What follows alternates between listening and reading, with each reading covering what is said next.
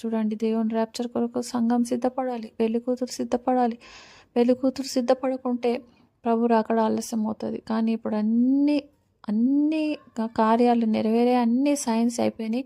మనము అన్ని సూచక్రియలు అన్నీ చూసాము. ఇంకా మనం లాస్ట్ ఎండ్ ఆఫ్ ఫేజ్లో ఉన్నాం కాబట్టి మనం దేవుని కొరకు నిలబడాలని రోషం కలిగి ఏలియా ప్రభుతో అంటున్నాడు, రోషం కలిగి నేను ఒక్కడినే నీ కొరకు నిలబడ్డా, అందరూ యజబేలు మా పక్షాన ఉన్నారు, నేను ఒక్కడే నీ కోసం రోషం కలిగి నిలబడ్డాను.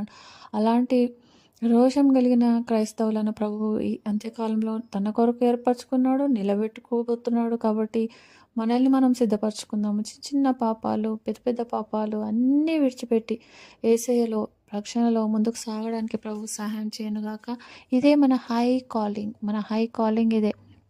కాబట్టి ఈ తరం వాళ్ళకు ఫ్యూచర్ విషయాలు తెలియాలి.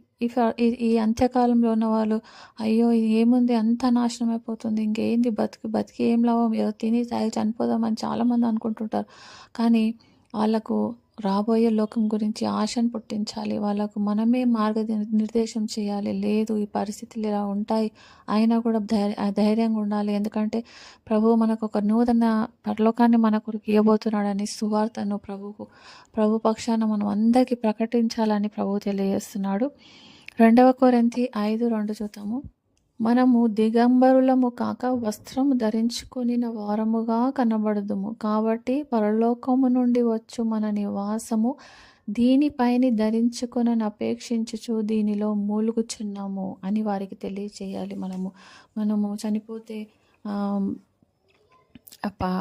ఈ శ్రమలో చనిపోతే మనకు నిరీక్షణ ఏంటి, చనిపోయిన తర్వాత ఏమవుతుందని అనేకులు చింత చేస్తుంటారు.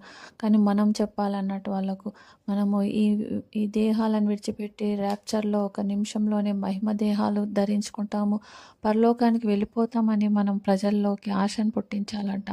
చూడండి, ఆకాశంలో అనేకమైన నక్షత్రాలు ఉన్నాయి. అవన్నీ సెలెస్టియల్ బాడీస్. ఒక్కొక్క నక్షత్రానికి ఒక్కొక్క వెలుగు, ఘనతను ప్రభువు అనుగ్రహించాడు. అలాగే మన బాడీస్ని కూడా దేవుడు గ్లోరియస్ బాడీగా, డిఫరెంట్ బాడీస్గా మార్చాలని ప్రభు తెలియజేస్తున్నాడు, మారుస్తానని ప్రభు తెలియజేస్తున్నాడు.